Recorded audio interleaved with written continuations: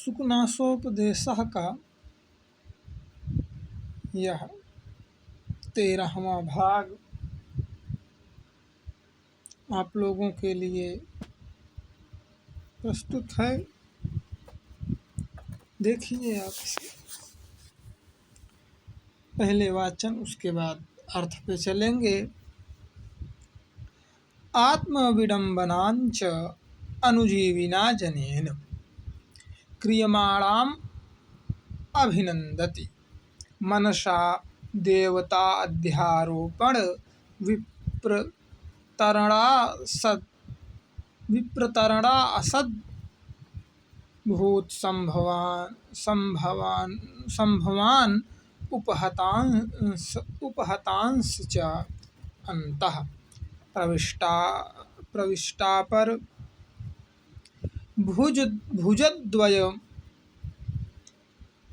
भुजद्वयम् इव आत्मबाहुयुगलं संभवयन्ति त्वागन्तरीय तृतीयलोचनं स्वललाट। पुनः एक बार। आत्मविडम्बनस्य अनुजीविना जनेन क्रियमाणाम् अभिनन्दति मनसा देवताध्यारोपण विप्रतरणासद् भूतसंभवान् उपहतांश्च अन्तः प्रविष्टा पर भुजद्वयम् इव आत्मबाहुयुगलं संभवयन्ति त्वगान्तरित तृतीयलोचनं स्वललाट। मशंकन्ते दर्शन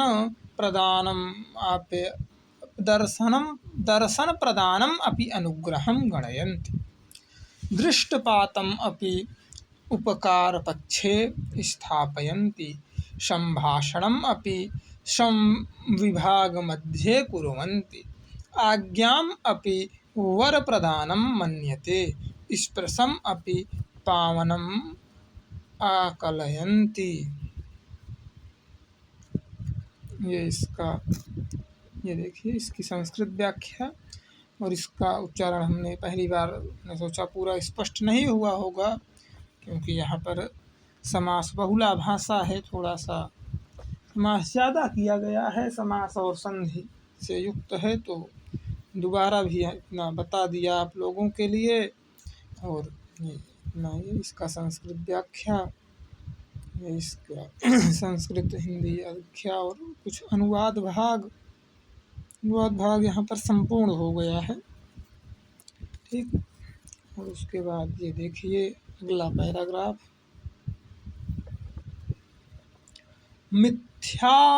मिथ्याम महात्मवर्ग निर्भराश्च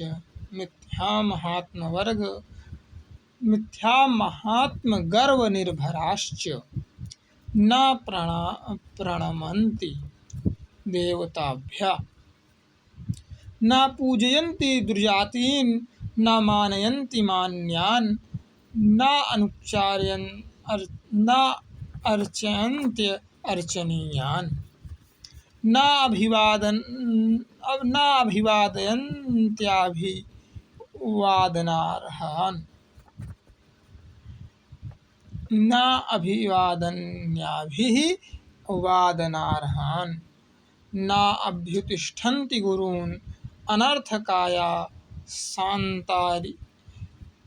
सांतरितो उपभोग सुखम् इत्युपहासयन्ति।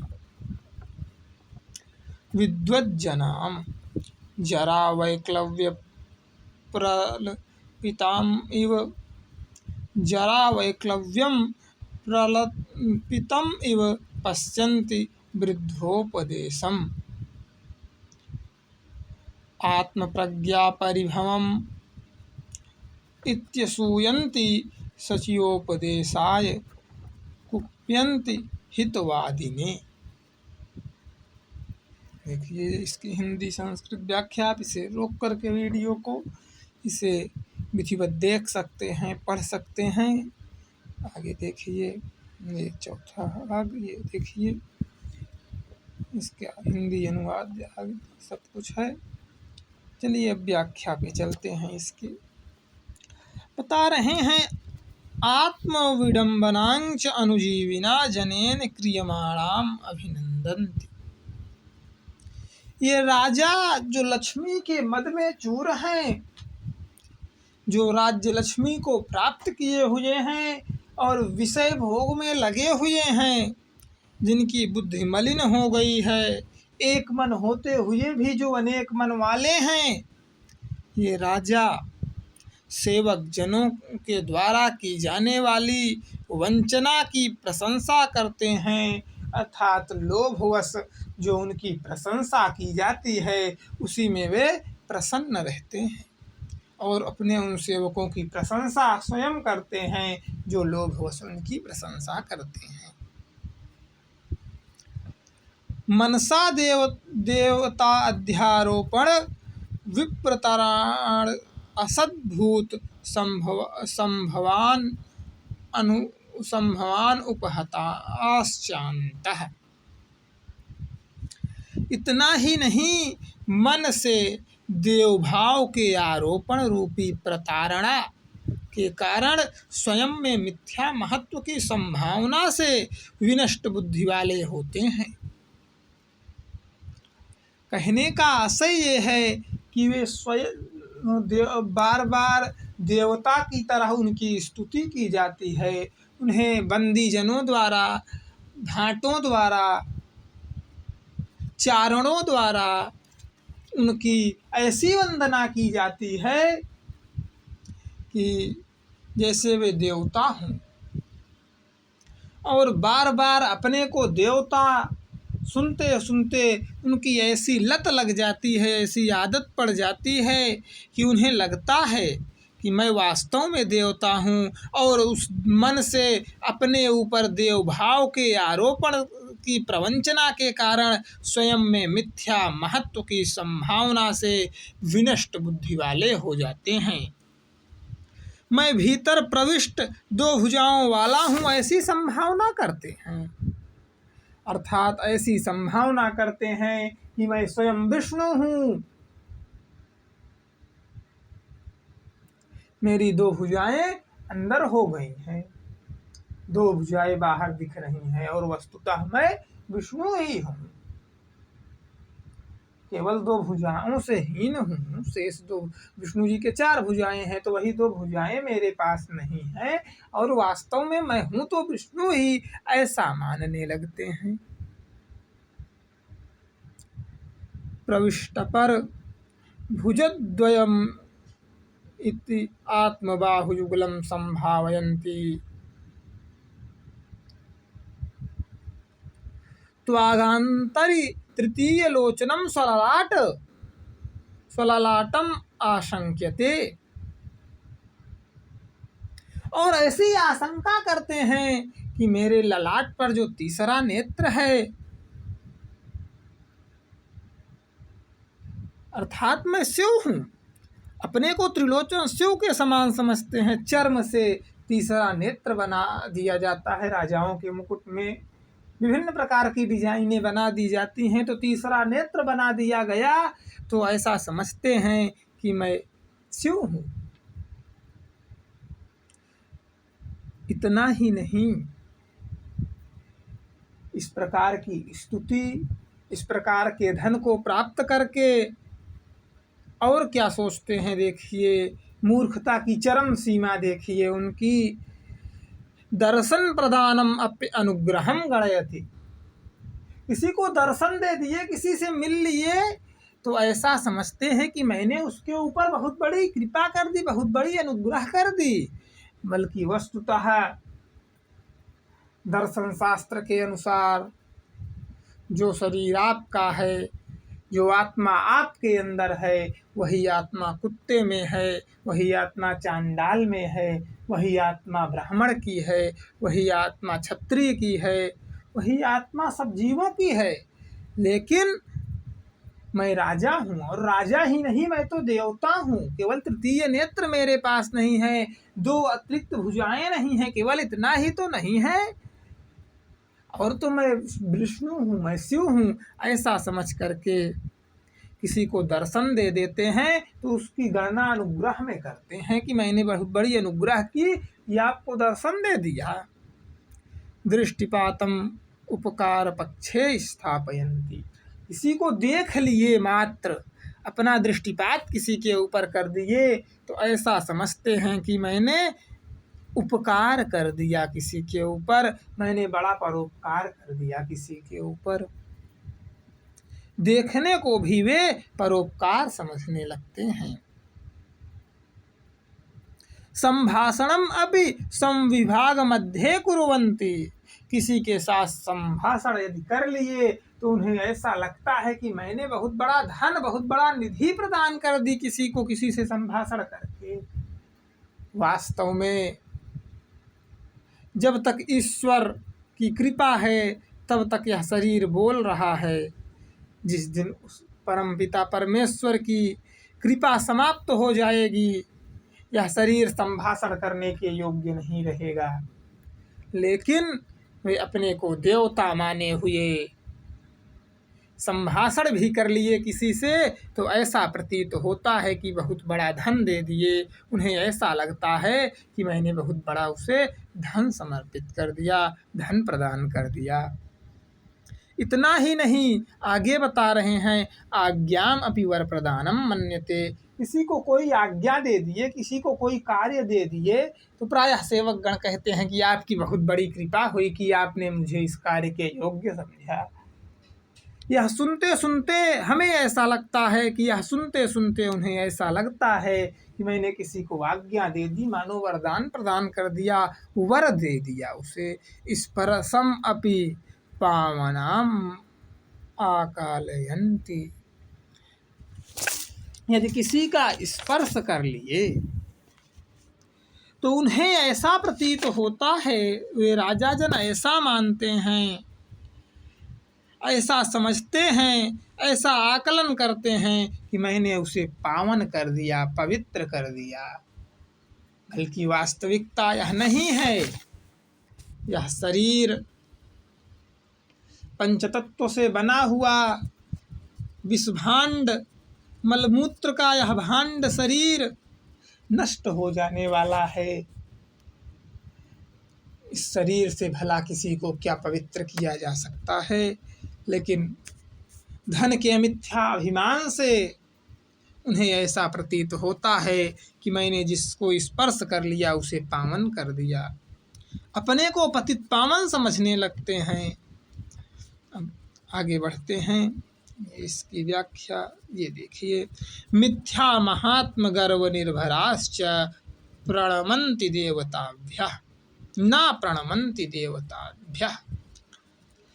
मिथ्ये अभिमान में, मिथ्या महात्म में, मिथ्ये बड़प्पन में अपने इतने चूर रहते हैं, इतने परिपूर्ण रहते हैं कि देवताओं को भी प्रणाम नहीं करते, देवताओं को भी नमस्कार नहीं करते, देवताओं को भी प्रणाम नहीं करते। ना पूजयन्ति दुर्जातीन, विद्वानों की, ब्राह्मणों की पूजा नहीं करते। ना मानयन्ति मान्यान, और जो मान्य जन हैं उनका सम्मान भी नहीं करते। ना अर्चयन्ति अर्चयान, और जो अर्चनीय हैं, जो पूजनीय हैं उनकी पूजा नहीं करते। ना अभिवादन्याभिवादयन्, और जो अभिवादन के योग्य हैं उनका अभिवादन नहीं करते। बल्कि कहा गया है शास्त्रों में, अभिवादनशीलस्य नित्यं वृद्धोपसेविनः चत्वारि तस्य वर्धन्ते आयुर्विद्या यशो बलम। लेकिन वे जो अभिवादन के योग्य हैं, जिनका अभिवादन किया जाना चाहिए, जो पूजने के योग्य हैं, जो मान देने के योग्य हैं, उनको ना मान देते हैं, ना उनको सम्मान देते हैं, ना उनकी पूजा करते हैं, ना उनको प्रणाम करते हैं, ना अभिवादन करते हैं। नाभ्य उत्तिष्ठन्ति गुरून्, और गुरु के आने पर खड़े नहीं होते, खड़े होकर उनका स्वागत नहीं करते। अनर्थकाया शांतिरिपोद्भोग सुख मृत्योपहासन्ति, इस प्रकार से वे सदैव अनर्थ करते हैं और वे लोग विद्वान को निरर्थक परिश्रम के सुख का व्यवधान करने वाला मानते हैं।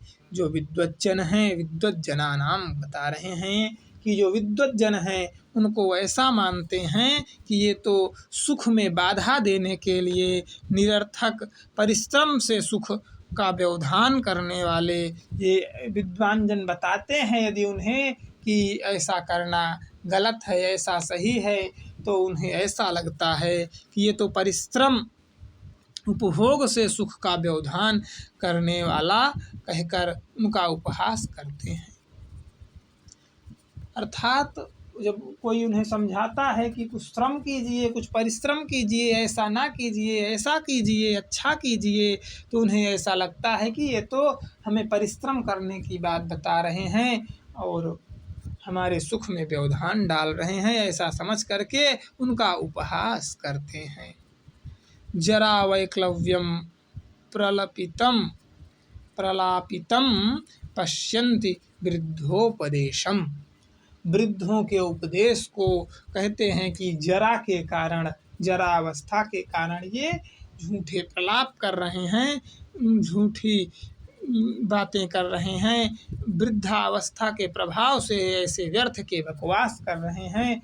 एक प्रकार से गांव में कहते हैं कि बूढ़ा सठिया गया है, ऐसा समझ करके उनका तिरस्कार करते हैं, वृद्धजनों का तिरस्कार करते हैं। आत्म प्रज्ञा परिभव इत्य श्रूयन्ति सचिवै उपदेशाय। और जो उनके मंत्रियों के उपदेश को अपनी बुद्धि का तिरस्कार समझकर दोष का आविष्कार करते हैं।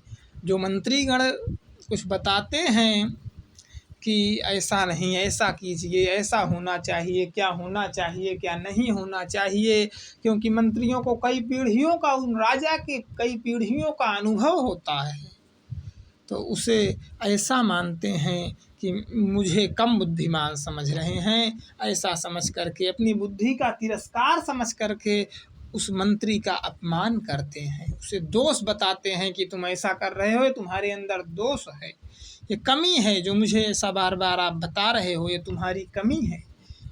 ऐसा बता करके उनका भी अपमान करते हैं, उनके अंदर दोष का आविष्कार करते हैं, अर्थात दोष को बताते हैं। कुप्यंत हितवादी ने, और हितवादी अर्थात जो उनके हित की बात करने वाले व्यक्ति होते हैं, उनसे कोप करते हैं, अर्थात उनके ऊपर क्रोध करते हैं। ये सब लक्ष्मी के प्रभाव से होता है। अर्थात जब धन आता है तो व्यक्ति अपने आप को श्रेष्ठ मानने लगता है, अपने आप को विष्णु मानने लगता है, अपने आप को त्रिनेत्रधारी शिव मानने लगता है, अपना स्पर्श पवित्र करने वाला समझने लगता है, ऐसा समझने लगता है कि उसका स्पर्श पवित्र करने वाला है, अपने को देवता मानने लगता है। ये सब कमियां व्यक्ति के अंदर लक्ष्मी से आ जाती हैं। आज के लिए इतना ही, शेष भाग अगले वीडियो में हम आप लोगों के लिए लाएंगे। जय माता दी।